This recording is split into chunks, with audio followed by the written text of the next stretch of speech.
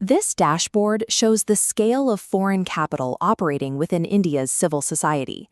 There are currently 16,000 active entities registered to receive foreign contributions, managing an intake of nearly 22,000 crore rupees. This capital translates into physical assets on the ground. It builds rural open-air schools, equips healthcare facilities, and funds community development projects across the country. The primary gateway controlling this capital is the Foreign Contribution Regulation Act, or FCRA. It serves as a financial border, designed to filter incoming funds and prevent foreign capital from steering domestic policy. In March 2026, the central government tabled a new amendment to this law, but almost immediately the bill faced intense political backlash and was deferred. The core of the 2026 backlash is the state's new authority to seize and manage private physical assets. This bill expands the FCRA's reach from the digital movement of money to the physical management of the organizations themselves. The foundational axiom of the FCRA was laid down in 1976 during the emergency. The Indira Gandhi administration enacted the law to block foreign intelligence agencies from funding domestic political disruptions.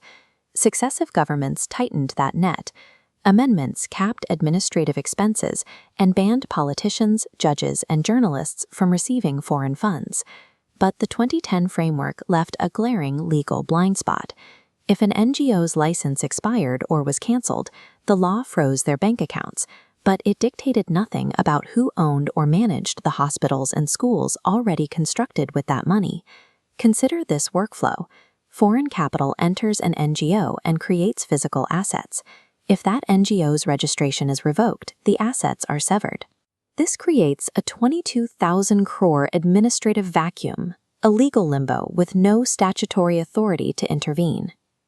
The 2026 amendment was designed by the Ministry of Home Affairs to create a legal mechanism for the state to take control of these assets.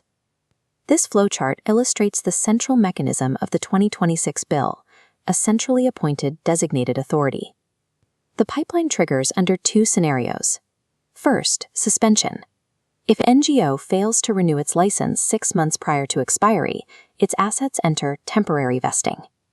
Under temporary vesting, the state immediately assumes operational management of the private asset, funding its continued operation using the NGO's remaining foreign funds. The second scenario is terminal. If an entity permanently dissolves or its license is definitively revoked by the state, the property enters permanent vesting. At this stage, the designated authority is legally empowered to liquidate the physical assets and transfer the proceeds into the Consolidated Fund of India. Throughout this pipeline, the burden of proof falls on the organization, which is legally compelled to surrender all internal records to the authority and is forbidden from transferring ownership to protect its assets. This pipeline transforms an administrative delay into a state takeover, placing the physical survival of civil society organizations at the mercy of bureaucratic timelines. But the government faced a unique problem with this expropriation pipeline. What happens when the seized asset is an active church, mosque, or temple? To navigate this, the bill includes Clause 16A7, a specific carve-out designed to handle places of worship that lose their FCRA registration. The clause dictates that the designated authority will assign management of the religious asset to a suitable person or entity to ensure its religious character is maintained. Opposition leaders immediately pointed out the implications. This provision grants a central, secular government agency the direct power to handpick the leadership and management of minority religious institutions.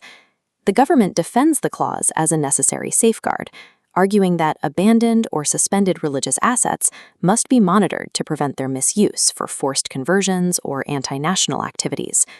Clause 16A7 is the exact flashpoint where national security architecture directly breaches the operational autonomy of religious minorities. This administrative expansion sets the stage for a complex legal collision. Legal scholars are already preparing for a Supreme Court battle. We can map these clashes directly onto the Constitution. First, the threat of sudden asset seizure chills Article 19(1)(c), the fundamental right to form associations and organize. Second, Clause 16A7 pulls against Article 26, which guarantees religious denominations the right to manage their own affairs in matters of religion. Third, the automatic vesting of assets due to registration delays triggers a conflict with Article 300A, which prevents the state from depriving entities of their property without due process. Finally, we hit the seventh schedule. Religious endowments are a state list or concurrent list subject. By creating a central authority to govern them, the FCRA overrides established federalism. By attempting to close a financial loophole, the central government has ignited a multi-front constitutional war over fundamental rights, property, and federal jurisdiction. This theoretical legal battle caused an immediate halt on the floor of the Lok Sabha, driven largely by the Kerala factor. This map highlights the demographic reality driving that backlash. Kerala is home to over 61 lakh Christians, a massive voting bloc with a heavy reliance on foreign-funded educational and charitable networks. Local political parties recognize the optics immediately, passing a bill that allows the central seizure of minority physical assets right before a state election was politically unviable, forcing the deferment. Any sovereign state must regulate foreign capital. In a multipolar world where funding is routinely weaponized to steer domestic politics, strict oversight is a necessity. But expropriation without a transparent appellate process creates a different kind of vulnerability. Without judicial safeguards, administrative regulation easily slides into state overreach. The FCRA 2026 amendment forces democracies to answer a difficult question. In the pursuit of absolute sovereign security, how much of its own civil society is the state willing to dismantle?